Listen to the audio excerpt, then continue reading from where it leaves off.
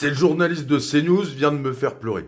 Elle assiste au procès de la petite Lola et elle nous raconte ce qui se passe. De la baignoire où elle était contrainte de se laver, des couteaux qui ont servi à la blesser.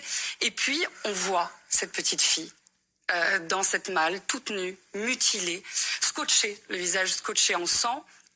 Là, les parties civiles sont sorties, sauf la maman et le frère. Ils sont restés.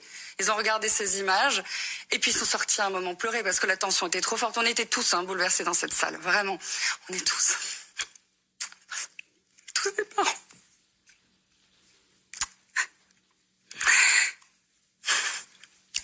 Une vérité. Comme elle vient de le dire, effectivement, on est tous des parents. Et on est forcément touchés par cette histoire de la petite Lola.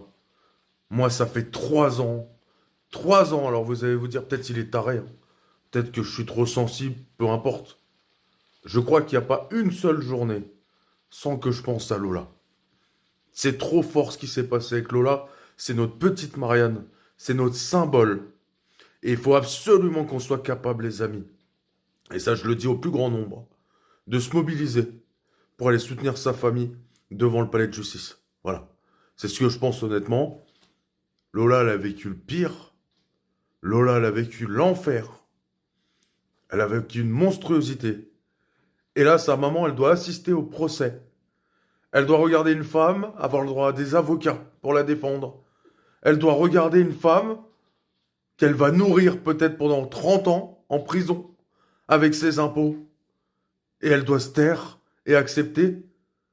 Moi, je pense qu'il faut aller soutenir cette famille. D'ailleurs, paix à son âme, à son papa. Ce pauvre monsieur m'avait tellement bouleversé parce que moi, je suis papa et je me reconnaissais en lui. Et il a dit, quand sa fille elle est partie, c'est comme si lui était parti. Et ça, c'est...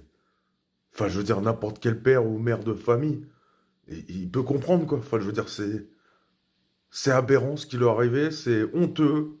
Le fait qu'en plus, elle était sous OQTF, ça arrange rien, je suis désolé.